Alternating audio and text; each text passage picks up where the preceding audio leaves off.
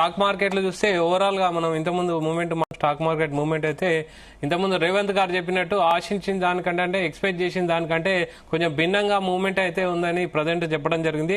Present Nifty చూసుకుంటే మనకు 51 పాయింట్లు మైనస్ లో ఉంది ప్రజెంట్ నిఫ్టీ వచ్చేసి. తర్వాత సెన్సెక్స్ చూసుకుంటే ఇంచుమించు అది కూడా నెగిటివ్ లోనే ఉంది, ఇంచుమించు 42 పాయింట్లు మైనస్ లో ఉంది. తర్వాత బ్యాంక్ నిఫ్టీ వచ్చేసి 711 పాయింట్లు మైనస్ లో ఉంది. మిడ్ అండ్ స్మాల్ క్యాప్ లో ఇంచుమించు కూడా 2% అయితే మైనస్ లోకి వెళ్ళడం మనం అబ్జర్వ్ చేయొచ్చు. తర్వాత గోల్డ్ మార్కెట్ కూడా కొంచెం నెగిటివ్ లోనే డ్రాగ్ వెళ్ళిపోవడం అయితే చూడొచ్చు. ఓవరాల్ గా సెక్టార్ వైజ్ చూసుకున్న అన్ని సెక్టార్లు కూడా నెగిటివ్ లో ఉన్నాయి. అంటే బ్యాంకింగ్ సంబంధించిన సెక్టార్ ఎక్కువగా మనము నష్టాల్లో ఉండడం మనం అబ్జర్వ్ చేయొచ్చు. ఓవరాల్ గా ప్రజెంట్ మార్కెట్ ఏంటి, సిచ్యువేషన్ ఏంటి? 3:30 వరకు అయితే మార్కెట్ ఉంటుంది. కంటిన్యూగా లాభాలు అంటే నష్టాల్లో అలా కొనసాగుతాయా, లేకపోతే మళ్ళీ ప్రాఫిట్ బుకింగ్ లోకి ఏమన్నా వెళ్తుందా, లేకపోతే మళ్ళీ అంటే జిగ్జాగ్ మార్కెట్ నడుస్తుందా? ఒకసారి మాట్లాడదాం. మనతో పాటు రేవంత్ చెల్లమల్ల గారు ఉన్నారు. సార్ చెప్పండి. ఇంతకుముందు మనం మాట్లాడుకున్నట్టు మార్కెట్ అయితే కొంచెం మనకు భిన్నంగా అంటే డిఫరెంట్ గానే పోతుంది. ప్రజెంట్ మార్కెట్ అయితే కొంచెం ఫ్లాట్ గా ఉందని చెప్పొచ్చా? ఏం చెప్తారు మీ విశ్లేషణ? సో మార్కెట్ చాలా వాలటైల్ గా అయితే మూవ్ అయిందండి. దాదాపుగా మనకి 24,500 వరకు కూడా మార్కెట్ కరెక్షన్ అయితే చూసాము. అండ్ అక్కడి నుంచి కొద్దిగా రికవరీ వచ్చే ప్రయత్నం కూడా చేసింది. సో బేసిక్ గా మార్కెట్ దీన్ని చాలా సెన్సిటివ్ గా తీసుకుంది. ఇప్పుడు ఏదైతే ఎస్టీటీని పెంచారో అది బాగా సెన్సిటివ్ ఎలిమెంట్ గా మారింది మార్కెట్ లో. సో బేసిక్ గా గోయింగ్ ఫర్దర్ ఈ మార్కెట్ రిలేటెడ్ రియాక్షన్స్ అనేవి కొంతకాలం పాటు అంటే మేబీ 1 or 2 days వరకు కంటిన్యూ అవుతాయి. సో గుడ్ థింగ్ ఏంటి అంటే మార్కెట్ మళ్ళీ రికవర్ అవుతుంది. 24,600 వరకు కూడా వచ్చి within no time market పైకి రికవర్ అవ్వడం కూడా మంచి విషయమే.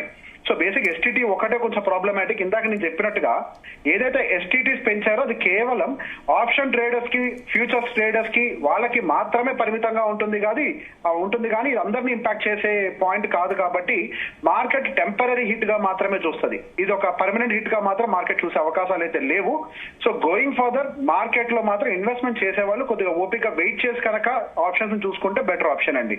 అంతేగాని డైరెక్ట్ గా ఇప్పుడు జంప్ అవడం వల్ల కొద్దిగా కన్ఫ్యూజన్ ఉంటుంది. ఫైన్ ప్రింట్ వచ్చేదాకా వెయిట్ చేయాలి. సార్ ఇంకోటి మనం ఇప్పుడు చూస్తే అంటే కంపెనీలపై బైబ్యాక్ పన్ను విధించడంతో ఒక కారణం అని అంటున్నారు. కమ్యూనిటీ ఫీచర్స్ లో సెక్యూరిటీ ట్రాన్సాక్షన్ ట్యాక్స్ పెంచారని, తర్వాత ఈ యొక్క కారణాలతోనైతే మార్కెట్ డౌన్ అయింది అనేసి కొంతమంది ఆర్టికల్స్ లో రాస్తున్నారు. ఏం చెప్తారు సార్?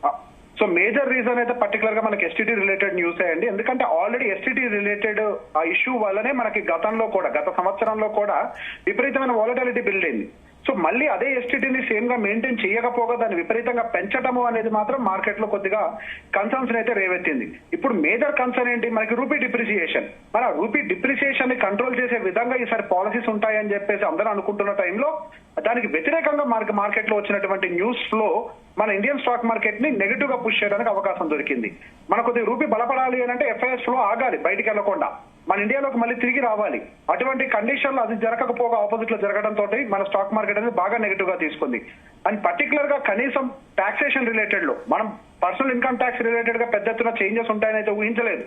కాకపోతే కనీసం మనకి long term capital gain tax related ఏమన్నా పాజిటివ్ ఎలిమెంట్స్ ఉంటాయని చెప్పేసి వెయిట్ చేస్తున్న టైంలో మనకి పాజిటివ్ గా రాకపోగా ఎస్టీటీ రిలేటెడ్ మళ్ళీ నెగిటివ్ రావడంతో మార్కెట్ ఎక్కువగా నెగిటివ్ గా తీసుకుంటుంది. ఇదే ఒక మేజర్ కన్సర్న్ కానీ మిగతా ఏవి కూడా పెద్ద ఎత్తున దీన్ని డ్రైవ్ చేసే అవకాశాలు లేవు. అదే ఆ ఒక్క రీజన్ మార్కెట్ ఎప్పటికైతే అర్థం చేసుకుందో మార్కెట్ 24,600 కిందకు వచ్చిన తర్వాత మళ్ళీ కొంత రికవర్ అయ్యే ప్రయత్నం జరిగింది. ఎందుకంటే ఈ న్యూస్ అనేది పర్టికులర్ గా ట్రేడర్స్ కి ఇబ్బంది పెట్టుద్ది కానీ బ్రాడర్ మార్కెట్ ని ఇబ్బంది పెట్టేటువంటి కండిషన్ అయితే కాదు. ఓకే సార్, ఇప్పుడు ప్రజెంట్ అంటే ఈ రోజు ఒక్కరోజు మార్కెట్ గురించి కాకుండా లాంగ్ టర్మ్ ఇన్వెస్టర్ల గురించి ప్రజెంట్ వచ్చిన బడ్జెట్ అనేది లాంగ్ టర్మ్ ఇన్వెస్టర్లకు సంబంధించి ఏ విధంగా ఉందని చెప్పాలి? సో పర్టికులర్ గా సెక్టర్ స్పెసిఫిక్ గా అయితే మనకి మంచి అడ్వాంటేజెస్ అయితే కనపడుతున్నాయండి. పర్టికులర్ గా రైల్వే అండ్ ఇన్ఫ్రా రిలేటెడ్ అయితే మనకి క్లియర్ గా కనపడుతుంది. దాదాపుగా 12.2 lakh crores క్యాపెక్స్ అయితే మనకి ఈసారి ఇంట్రడ్యూస్ చేశారు. మనకి రైల్వే రిలేటెడ్ కూడా 7 హై స్పీడ్ కారిడార్స్ అయితే ఇంట్రడ్యూస్ చేశారు. అట్ ద సేమ్ టైం ఇన్ఫ్రాకి మనకి రిస్క్ గ్యారంటీ ఫండ్ ను కూడా అలోకేట్ చేశారు. So railway and infra long term లో అయితే ఇంకా సస్టైన్ అయితే అవుతాయి. At the same time electronics and semi conductors కి కూడా ఇది ఒక హై పాజిటివ్ బడ్జెట్ గా చూడాలి దీన్ని. దాదాపుగా మనకి 40,000 కోట్లు ISM 2.0 అండర్ లో 40,000 కోట్ల రూపాయలని కాంపోనెంట్ మ్యానుఫ్యాక్చరింగ్ స్కీమ్ కింద మనకి దాన్ని ఇంట్రడ్యూస్ చేశారు. గతంలో ఉన్నదాంతో కంపేర్ చేస్తే ఇప్పుడు ఆల్మోస్ట్ డబల్ అయింది. ఈ రెండు హై పాజిటివ్ ఎలిమెంట్స్ మనకి. Okay sir, thank you very much sir.